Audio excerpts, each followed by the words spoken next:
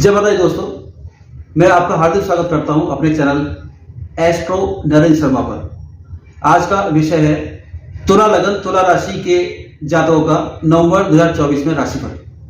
गोचर चार्ट आपने देख लिया होगा, तो आइए डायरेक्ट रिजल्ट पर चलते हैं कि क्या घटनाएं घटने वाली हैं नवंबर 2024 में तुला लगन तुला राशि के जातकों के साथ। तो सबसे पहले बात करेंगे जॉब की और बिजनेस की। जॉब का विचार 10th हाउस से करते हैं और इसके स्वामी हैं चंद्र महाराज, जो कि किसी भी राशि पर 2.25 से ज्यादा रुकते नहीं है, चलामान रहते हैं। लेकिन यहाँ पर मंगल महाराज बैठे हुए हैं जो कि अपने नीच राशि में बैठे हुए हैं। मंगल महाराज का नीच राशि में बैठना यूं तो अच्छा नहीं माना जाता है, लेकिन 10वें भाव में मंगल महाराज को डायरेक्शन स्ट्रेंथ यानी कि दिग्बल प्राप्त हो जाता है।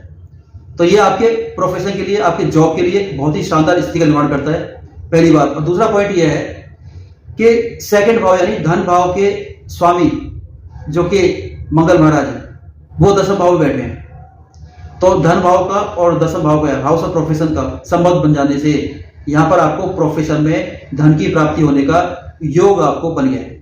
इसके साथ ही साथ छठे भाव में राहु का बैठना, राहु गोचर कर रहे हैं इस समय शनि के नक्षत्र यानी कि उत्तरा भाद्रपद नक्षत्र में, जो कि बहुत ही शानदार स्थिति में बैठे हुए हैं अपने ही मूल त्रिकोण राशि कुंभ में, और 15 नवंबर से मार्गी भी होने वाले हैं। तो राहु को भी यहाँ पर एक स्ट्रेंथ प्राप्त होगी। वैसे भी छठे स्थान में राहु बहुत शानदार काम करते हैं। छठे स्थान में बैठ करके वो जॉब की स्थिति को तो मजबूत करेंगे, लेकिन साथ ही आपका कोई इंटरव्यू अगर है, अगर कोई आप जॉब चेंज करना चाहते हैं, कोई प्रतियोगी परीक्षा है, कोई कंपटीशन एग्जाम दे रहे हैं, कॉम्पिटिटिव एग्जाम दे रहे हैं, चाहे सरकारी गैर सरकारी, उन सभी में आपको यहाँ पर सफलता दिलाएंगे। राहु यहाँ पर बैठ करके रोग, ऋण और शत्रु तीनों का नाश करते हैं। कोई बीमारी अगर है तो उसको नाश करेंगे, और कोई अगर आपने लोन चल रहा है आपके ऊपर उसको समाप्त करा देंगे, और कोई अगर लोन आप लेना चाहते हैं नया तो वो भी आपको दिलवा देंगे, और शत्रु कोई आपको प्रॉब्लम दे रहा है तो आपको वहां पर शत्रु के ऊपर विजय प्राप्त करा देंगे। अब बात करेंगे व्यापार की। व्यापार के 7वें भाव के स्वामी मंगल जो कि 10वें भाव में बैठे हुए हैं, यद्यपि नीच के बैठे हुए हैं लेकिन दिग्बली है, मैं ऑलरेडी बता चुका हूं। तो यहाँ पर व्यापार की स्थिति बहुत शानदार रहने वाली है। और लगन में सूर्य बैठे हुए हैं, यद्यपि वो तुला राशि में नीच के माने जाते हैं, लेकिन उनकी उच्च की दृष्टि 7वें भाव पर पड़ रही है। तो यहाँ पर व्यापार के लिए बहुत ही शानदार स्थिति का निर्माण कर रहे हैं। इसके साथ ही साथ व्यापार के कारक ग्रह बुध पर भी गुरु महाराज की दृष्टि है। यद्यपि गुरु महाराज 9 अक्टूबर 2024 से वक्री हो चुके हैं, लेकिन फिर भी बुध के ऊपर उनकी दृष्टि होने से आपके व्यापार में 4 चांद लग जाएंगे, और वक्री होने के बाद कुछ आपको नया रिजल्ट मिलेगा। यानी कि आप आधुनिक जमाने के हिसाब से जो अगर कुछ व्यापार कर रहे हैं, या आपके अगर नए स्टाइल से व्यापार को चेंज करते हैं, तो आपके व्यापार में 4 चांद लग जाएंगे नवंबर 2024 के महीने में। अब बात करते हैं मनी एंड इन्वेस्टमेंट, धन और निवेश की। तो धन भाव के स्वामी मंगल जो कि हाउस ऑफ प्रोफेशन में जाके बैठ गए, जो कि बहुत ही शानदार स्थिति का निर्माण कर रहे हैं, यानी कि केंद्र में जाके बैठ गए और यहाँ पर वो दिग्बल को प्राप्त हो गए। तो धन की स्थिति बहुत अच्छी रहने वाली है। अगर बात करें अर्थ त्रिकोण की, तो सेकंड हाउस के स्वामी मंगल जो कि केंद्र में जाकर बैठ गए 10वें भाव में, जहां पर वो दिग्बल को प्राप्त हो गए, उनकी डायरेक्शन स्ट्रेंथ बढ़ गई है। और इसके साथ ही साथ सेकंड भाव में बैठे हुए हैं बुध महाराज जो कि व्यापारिक कारक भी हैं, और उनके ऊपर गुरु महाराज की दृष्टि भी है। तो यहाँ पर ये व्यापार के लिए बहुत शानदार स्थिति का निर्माण कर रहे हैं। इसके साथ ही साथ छठे भाव में राहु बैठे हुए हैं जो कि धन के लिहाज से ज्यादा अच्छे नहीं माने जाते, और 10वें भाव में मंगल महाराज भी डेस्टिनी मैनिपुलेटर काम करते हैं। तो कुल मिलाकर आपकी जो धन की स्थिति है नवंबर के महीने में वो प्लस माइनस सब मिलाकर के प्लस में ही रहेगी। इन्वेस्टमेंट के भाव में केतु महाराज बैठे हुए हैं, तो केतु महाराज यहाँ पर आपके इन्वेस्टमेंट से आपको लाभ न होने देने की कसम लिए बैठे हैं काफी टाइम से। लेकिन क्योंकि अभी शनि महाराज भी मार्गी होने वाले हैं 15 नवंबर से, तो केतु महाराज के इस ग्रह की स्थिति के कारण जो समस्या आ रही थी इन्वेस्टमेंट के द्वारा, उसमें कुछ आपको राहत मिलेगी, लेकिन पूरी तरह राहत मिलेगी आपको ये मार्च 2025 में। तब तक के लिए अगर आप निवेश करते हैं, इन्वेस्टमेंट करते हैं, तो बहुत सावधानी के साथ करें। 12वां भाव खर्चों का भाव भी है, एक्सपेंसेस का भाव है, और एक्सपेंसेस हाउस का स्वामी बुध सेकेंड हाउस में धन के भाव में जाके बैठ गए, तो इससे आपके जो भी एक्सपेंसेस हैं वो बहुत बढ़ जाएंगे, और यदि आप अपने खर्चों का कंट्रोल नहीं करेंगे तो धन आपके पास टिकेगा नहीं। तो इसलिए आपको खुद ये अपना डीप एनालिसिस करना होगा कि आपको इन्वेस्टमेंट के द्वारा धन की प्राप्ति अगर ज्यादा नहीं हो रही है तो आप कम से कम अपने खर्चों पर नियंत्रण रख के उसको कंट्रोल कर सकते हैं। अब बात करेंगे आपके हेल्थ की, यानी कि स्वास्थ्य की। तो लगन में सूर्य महाराज बैठे हुए हैं तुला राशि में, नीच की राशि में। लग्नेश का थर्ड हाउस में जाना ये बताता है कि आपका जो परफॉर्मेंस है, जो आपके अंदर स्ट्रेंथ है, वो काफी आ जाएगी इस महीने। और साथ ही साथ लगन पर सूर्य का बैठ जाना, भले यद्यपि सूर्य महाराज तुला राशि में नीच के बन जाते हैं, लेकिन 16 नवंबर तक यहीं पर रहेंगे और 16 नवंबर के बाद ये आपके सेकंड हाउस यानी कि वृश्चिक राशि में गोचर कर लेंगे। तो 16 नवंबर तक भी ये आपको कोई समस्या देने वाली नहीं है, क्योंकि काल पुरुष की कुंडली में जो प्रथम भाव है वो मेष राशि का माना जाता है और मेष राशि में सूर्य महाराज उच्च के माने जाते हैं। तो यहाँ पर भले वो नीच राशि बैठे हैं, लेकिन काल पुरुष की कुंडली के अनुसार ये उच्च का फल देंगे आपको। छठे भाव में राहु महाराज बैठे हुए हैं, जो कि आपके रोग, ऋण, शत्रु तीनों को खत्म कर देंगे। तो रोग का नाश से कर देंगे। रोग कोई अगर डायग्नोस नहीं हो रहा था तो डायग्नोस हो जाएगा और आप जो बीमारी है वो खत्म हो जाएगी।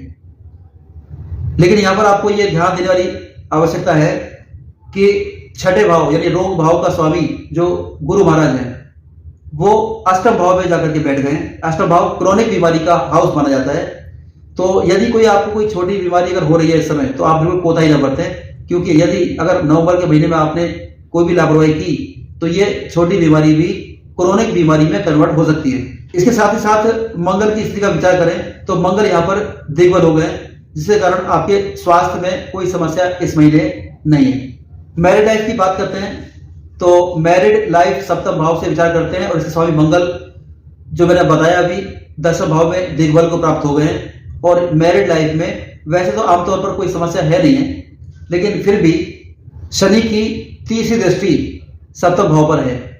यद्यपि 15 नवंबर से शनि मार्गी होने वाले हैं और पंचम भाव में बैठ करके वो तीसरी दृष्टि से अगर सप्तम भाव को देखते हैं तो वैसे तो क्या कोई समस्या आने वाली है नहीं, लेकिन फिर भी क्योंकि शनि का जो नैसर्गिक जो गुण है वो तो पाप प्रभाव अपना थोड़ा बहुत दिखाएंगे, तो कोई बड़ी समस्या तो नहीं है। लेकिन फिर भी आप अगर कोई थोड़ा बहुत मनभेद होता भी है तो आप ये समझ लें कि ये शनि का इफेक्ट आ रहा है। अब बात करते हैं संतान सुख की। तो संतान सुख का विचार पंचम भाव से करते हैं, जहां पर ऑलरेडी शनि महाराज बैठे हुए हैं अपनी मूल त्रिकोण राशि कुंभ में, और ये यहाँ पर वक्र अवस्था में अभी गोचर कर रहे हैं, लेकिन 15 नवंबर 2024 से ये मार्गी हो जाएंगे। तो संतान सुख के लिए ये समय बहुत ही शानदार समय है। वैसे कोई समस्या बड़ी नहीं है कुछ भी, यद्यपि मंगल की दृष्टि और केतु की दृष्टि भी संतान सुख पर के भाव पर है। तो यहाँ पर ये पूरा प्रयास करेंगे कि कुछ आपको संतान को प्रॉब्लम दे, लेकिन शनि महाराज स्वयं बैठे हुए अपने भाव की रक्षा करने के लिए तो और मार्गी भी हो जाएंगे 15 नवंबर से। तो यहाँ पर आपकी संतान की सुख के लिए कोई समस्या आने वाली नहीं है। लेकिन जो महिलाएं, जो दंपति कंसीव करना चाहते हैं उनके लिए समस्या है, क्योंकि मंगल की दृष्टि, अष्टम भाव की दृष्टि यहाँ पर कुछ ना कुछ यहाँ पर समस्या देगी। मिसकैरेज होने का योग दिखाई दे रहा है, तो इसके लिए आप सावधान रहें। केतु की दृष्टि यद्यपि पंचम भाव पर डायरेक्ट नहीं है, लेकिन चौथे भाव पर है और चौथे भाव का जो स्वामी है वो शनि है। तो इसका कुछ ना कुछ जो प्रभाव है वो निश्चित रूप से शनि पर अवश्य पड़ेगा, जो कि पंचम भाव में बैठे हुए हैं और पंचम भाव संतान कारक है। संतान प्राप्ति के जो कारक ग्रह हैं वो विशेष रूप से गुरु महाराज हैं। गुरु महाराज की कृपा के बिना संतान प्राप्ति संभव नहीं है, और गुरु महाराज स्वयं यहाँ पर सेकंड हाउस पर दृष्टि डाल के बैठे हैं, जो कि संतान प्राप्ति के योग बना रहे हैं और वक्री भी हो चुके हैं 9 अक्टूबर 2024 से। तो यदि संतान प्राप्ति में आपको कुछ काफी विलंब हो रहा हो तो कृपया करके यहाँ पर आप मेडिकल ट्रीटमेंट के लिए भी आप तैयार रहें, क्योंकि गुरु महाराज का वक्री होना यही संकेत दे रहा है। अब बात करते हैं आपकी शिक्षा की। तो शिक्षा भाव के स्वामी शनि महाराज 15 नवंबर के बाद में आपके लिए शिक्षा के द्वार खुलेंगे, नए नए रास्ते बनाएंगे आपके लिए। दसम भाव में स्थित मंगल की दृष्टि भी पंचम भाव पर है, शिक्षा के भाव पर है। तो शिक्षा आपको कुछ ऐसी मिलेगी जो कि व्यावसायिक परख, यानी कि जो प्रोफेशनल जो क्वालिफिकेशन होती है वो यहाँ पर मिलने का योग दिखाई दे रहा है। स्पेशली कुछ MBA जो करना चाहते हैं तो MBA का यहाँ पर होने का, MBA की पढ़ाई में सफलता मिलने का योग है। MBA में एडमिशन लेना चाहते हैं तो उनका एडमिशन हो जाएगा। और साथ ही साथ जो अकाउंटेंसी या सीए की पढ़ाई करना चाहते हैं तो उनके लिए बहुत शानदार स्थिति के मौके आपको मिलेंगे।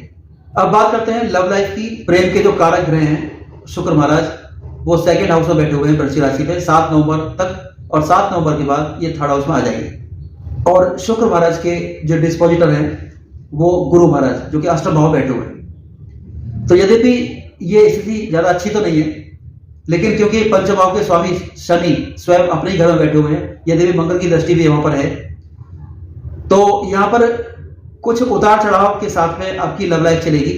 थोड़ी बहुत नोकझोंक हो जाएगी, लेकिन ओवरऑल मिलाकर के जो लव लाइफ है वो चलती रहेगी। अब बात करते हैं फैमिली लाइफ की। तो फैमिली लाइफ आपकी इस महीने सादा रहने वाली है। आपके घर में जो भी आपके सदस्य होंगे, आपके मेंबर होंगे, आपके भाई बहन, माता पिता, सभी के साथ आपके मधुर संबंध रहेंगे। आप उनको सहायता करेंगे, उनसे सहायता प्राप्त करेंगे, और साथ ही साथ आपके जो कजिन हैं, जो कुटुंब के अन्य लोग हैं, उनके साथ भी आपके मधुर संबंध रहेंगे। अब बात करते हैं कुछ खराब दिनों की, कुछ अच्छे दिनों की। तो सबसे पहले बात करेंगे खराब दिनों की। तो खराब दिनों के अलावा जितने दिन बचेंगे, या तो वो दिन अच्छे होंगे या फिर वो सामान्य रहेंगे। 7 नवंबर, 8 नवंबर ये दिन आपके लिए खराब रहेंगे।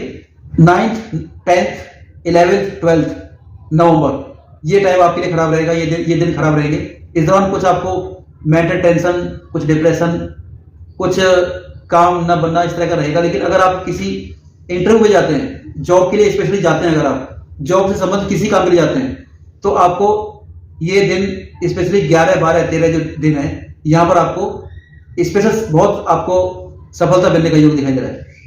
अब बात करते हैं उपाय की। तो पहला उपाय तो आपके लिए यह है कि आप मेडिटेशन कीजिए, क्योंकि केतु की स्थिति ऐसी है कि अगर आप धन प्राप्त करना चाहते हैं इन्वेस्टमेंट के द्वारा, तो आपको यहां पर मेडिटेशन की सलाह दी जाती है। इसके साथ ही साथ किसी भी रूप में अगर धन की प्राप्ति आपको करनी है, तो आप के लिए एक उपाय और है कि आप एस्ट्रोलॉजी का कुछ भी आप किताब पढ़िए, या फिर आप कुछ भी यूट्यूब पर चैनल देखिए। एस्ट्रोलॉजी से संबंधित जितना भी आप कुछ भी चीज देखेंगे, तो यहां पर आपके लिए उपाय है कि आपको धन की प्राप्ति होगी। आप ये करके देखिए कि अधिक से अधिक एस्ट्रोलॉजी का या तो किताब पढ़िए, अगर आपको समझ में नहीं आ रही है फिर भी पढ़िए उसको, या कोई यूट्यूब का चैनल खोल लीजिए जो एस्ट्रोलॉजी संबंधित हो। तो यहाँ पर आपको नवंबर के महीने में आपको धन की प्राप्ति इसी से होगी। तीसरा उपाय जो आपको करना है, आपको सूर्य को जल अर्पण करना है सुबह सूर्योदय के समय, और जल में कुछ लाल कुमकुम मिक्स कर लें, जल अर्पण करें और मंत्र पढ़ें, ओम गृणी सूर्याय नमः, ओम गृणी सूर्याय नमः, ओम गृणी सूर्याय नमः, और जल को चढ़ा दें। और उसके बाद वहीं खड़े होकर के हनुमान चालीसा भी पढ़ दें। ये उपाय अगर आपने कर लिया, तो आपके जो कई ग्रह जो आपको अशुभ परिणाम दे रहे हैं, वो यहाँ पर शुभ प्रभाव देना स्टार्ट कर देंगे। तो दोस्तों, ये था हमारा तुला लगन तुला राशि का नवंबर 2024 का राशिफल। आशा करता हूं कि आपको अच्छा लगा होगा। यदि आपको अच्छा लगा तो प्लीज लाइक कीजिए, शेयर कीजिए और सब्सक्राइब अवश्य कीजिए। तो मिलते हैं नेक्स्ट वीडियो में, तब तक के लिए जय माता दी।